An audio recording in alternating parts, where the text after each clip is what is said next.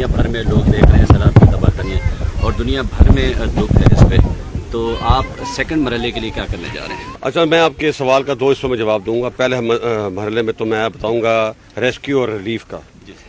میں تقریباً پاکستان کے تمام علاقوں میں پھر چکا ہوں جہاں سیلاب آیا ہے. اتھل سے لے کے نصیر آباد، راجن پور، سوات، لاڑکانہ، شہزاد کوٹ، خیرپور، اور آج میں دادو کے علاقے میں آیا ہوں. پہلے تو میں آپ کو بتانا چاہتا ہوں کہ میرا خیال ہے سب سے زیادہ تباہی اس علاقے میں آئی ہے. منچھر جھیل اور حمل جھیل جن کا آپس میں فاصلہ تقریباً 100 کلومیٹر کا ہے، وہ مل چکی ہیں.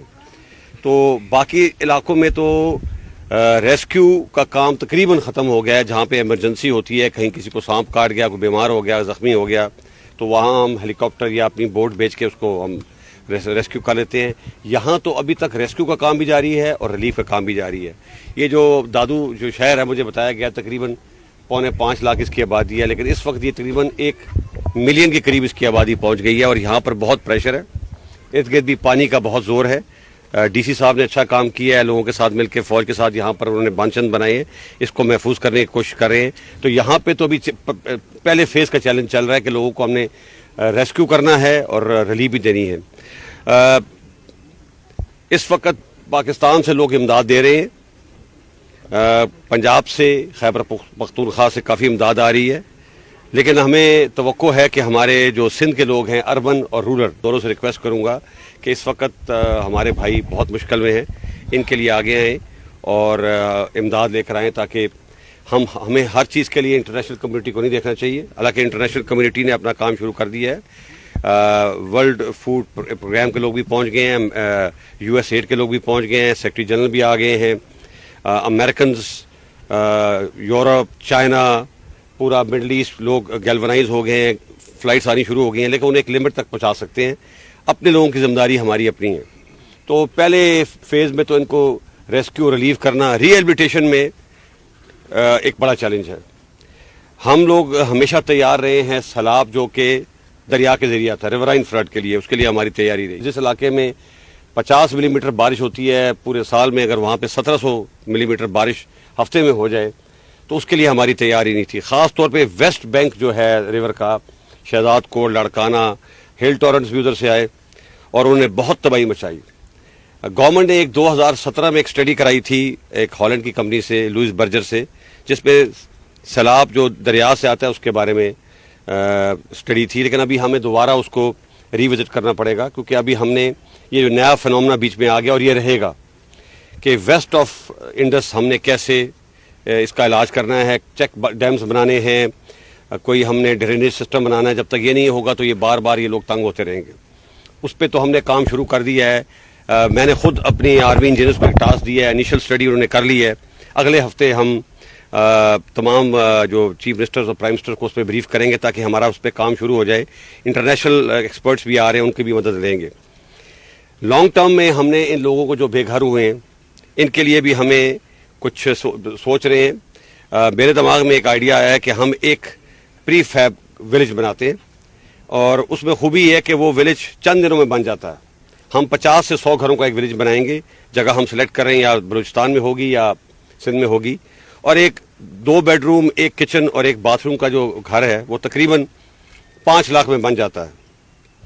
اور اس کی لائف بھی بہت لمبی ہوتی ہے، 50 سال سے 100 سال تک رہتا ہے. اس کو اگر ہم کسی ہائی جگہ پہ بنا دیں تو ایک تو وہ لوگ محفوظ رہیں گے، کوالٹی آف لائف بھی ان کی امپروو ہو جائے گی. تو ہم اس طرح بھی جا رہے ہیں.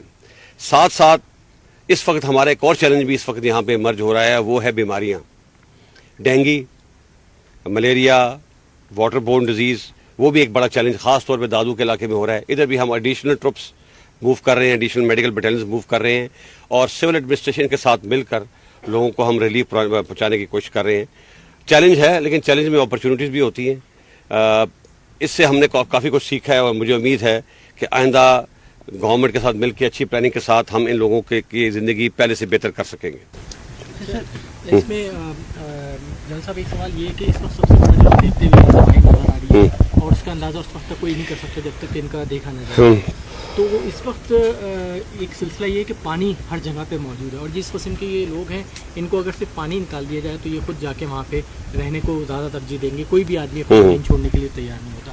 تو اس مرحلے کے لیے آپ لوگ کیا پلاننگ کر رہے ہیں کہ کس طریقے سے پانی کو جلد از جلد؟ دیکھیے اس وقت آج مجھے بتایا گیا ہے کہ کوٹری بیراج کے اوپر 5 لاکھ کا ریلا گزر رہا ہے. جس وقت دریائے سندھ میں پانی کم ہو جائے گا تو منچھر جھیل کا جو ڈرینیج ہے وہ دریائے سندھ میں وہ بھی جاتا ہے. تو جو ہی وہ وہاں پر دریائے سندھ کا ریلا گزر جائے گا تو یہ پانی یہاں سے پانی کم ہونا شروع ہو جائے گا, اور ابھی کم ہونا شروع ہو بھی گیا ہے. ابھی بھی کئی کئی جگہ پہ 8-8 10-10 فٹ پانی ہے لیکن کم ہونا شروع ہو گیا ہے. لیکن خیرپور کے علاقے میں اور سکھر کے علاقے میں وہ ذرا لو لائنگ علاقہ ہے, وہاں ہمیں کچھ اور تدبیر کرنی پڑے گی. ہو سکتا ہے ڈی واٹرنگ کرنی پڑے, پمپس لگانے پڑے, کوئی ڈرینیج سسٹم بنانا پڑے. یہاں سے جیسے میں نے کہا ہے جو ہی انڈس میں پانی کم ہوگا تو آٹومیٹکلی پل آئے گا اور ہم بند توڑ کے پانی کا رخ اس طرف کر دیں گے اور پانی کو ادھر لے جائیں گے. لیکن یہ لانگ ٹرم کے لیے ہمیں پوری پلاننگ کرنی پڑے گی. ڈیلیڈ ایکشن ڈیمز بنانے پڑیں گے, واٹر ڈرینیج سسٹم بنانا پڑے گا, تبھی اس مسئلے کا حل ہوگا. سر میرا ایک سوال ہے سر, جیسے کہ کلائمیٹ چینجز آ رہے ہیں اور یہ جو نیچرل ڈیزاسٹر ہمارے پاس ابھی اس وقت آیا, گلوبل وارمنگ سے بھی پوری دنیا دو چار ہے, تو آپ اس کو کیسے دیکھتے ہیں کہ ہمیں فردر کیا اسٹیپس لینے فالو؟ دیکھیے اس میں یہ ہے کہ ابھی سیکرٹری جنرل بھی آئے تھے اور اس کے بعد یو ایس ایڈ والے بھی تھے اور کانگریس کے لوگ بھی آئے, امریکہ سے کافی دنیا آئی. ان کو ہم نے یہی بتایا کہ ہماری ایمیشنز جو ہیں دنیا میں لیس دین 1% ہے. 2010 میں بھی بہت بڑا فلڈ آیا, 2022 میں بھی فلڈ آ گیا, جبکہ ہماری کنٹریبیوشن تو نہیں ہے. تو لوگوں کے کام کی وجہ سے ہمیں مصیبت ہو رہی ہے, ہمارے گلیشیئرز بھی پگھل رہے ہیں. تو اس پہ یہ whole of the world approach چاہیے. پاکستان اکیلا کچھ نہیں کر سکتا, تمام دنیا کو اس پہ کام کرنا پڑے گا. اور دنیا میں ابھی لوگوں نے آوازیں اٹھانی شروع کر دی ہیں کہ اگر ہم نے یہ نہ کیا تو تمام دنیا میں یہ مصیبت آ سکتی ہے. اس سال آپ نے دیکھا ہوگا کہ ہمارا ونٹرز کے بعد فوراً ہم سپرنگ آیا نہیں اور سمر میں چلے گئے. میں کچھ مہینے پہلے انگلینڈ میں تھا, وہاں پہ بھی اس وقت سخت گرمی تھی اور انگلینڈ بھی سوکھا ہوا تھا. تو یہ گلوبل وارمنگ کا ایفیکٹ سب جگہ پہ آ رہا ہے. سیچن میں جو ہمارے گلیشیئرز ہیں وہ بھی پگھل رہے ہیں. تو یہ تمام دنیا کو ہم باور کرا رہے ہیں کہ یہ whole of the world approach ہے.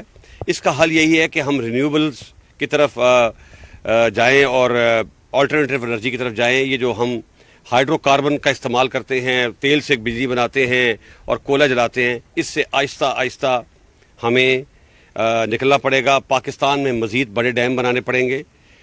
کس جگہ بنانے پڑیں گے اس کے بارے میں نہیں کہہ سکتا. ڈیم بنانے پڑیں گے, سوات میں بھی نیچے تک ڈیم بنانے پڑیں گے تاکہ ہم پانی کو کنٹرول کر سکیں, اس سے ہم بجلی پروڈیوس کر سکیں اور پولوشن کو اور یہ جو گلوبل وارمنگ ہو رہی ہے اس کو کم کر سکیں.